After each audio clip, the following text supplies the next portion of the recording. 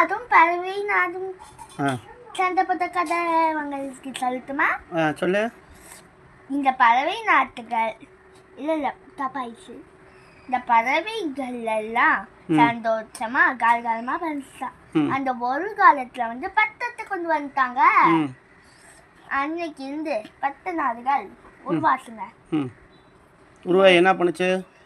ஒரு நாள் வந்து பறவை நாட்டுக்குள்ள போச்சுங்க.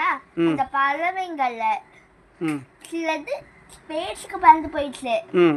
அந்த ஒரு அதனால சில பறவைங்களை மட்டும் பறக்க முடியல. அதனால அது அழிஞ்சு காயப்பட்டு எல்லாமே இறந்துச்சுங்க. பட்டம் என்ன பண்ணுச்சு? பட்டம் தான் அந்த நாட்டுல அப்புறம் வந்தது. அப்புறம் காட்டு பறவைய நல்லா கிட்ட காட்டு.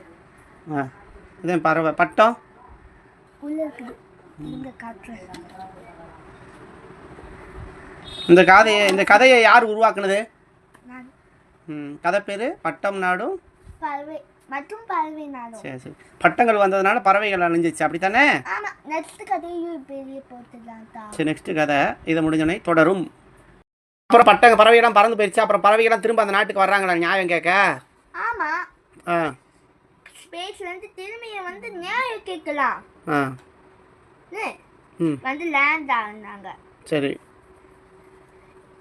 என்ன பட்ட நாட்டுக்கு மக்களே தப்பாயிடுச்சு. சொல்லு. பட்ட நாட்டு மக்களே, நீங்க எங்க நாட்டை எடுத்துக்கிட்டீங்க. எங்களோட நண்பர்கள், எங்களோட கிளாஸ் எல்லாரையும் வச்சுட்டீங்க. முக்கியமா இந்த ராணிய உங்க கூட நாங்க சண்டை போடலான்னு வந்திருக்கோம்.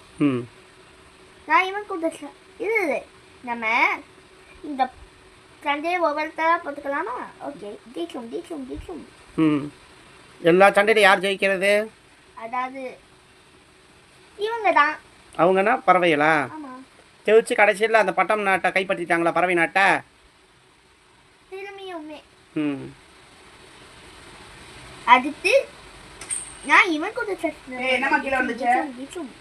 எனக்கு காயம் ஆயிடுச்சு.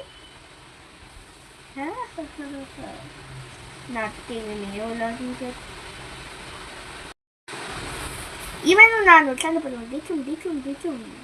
எனக்கு காயம் ஆயிடுச்சு. முடிக்க போறேன். இந்த கடைசியா இருக்கிற வந்து நம்ம எல்லாரும் சேர்ந்து அடிக்கலாம். தீக்கும் முடிஞ்சாச்சு கதை. யார் தோச்சது? பறவைங்கள் தான். சரி, ஓகே.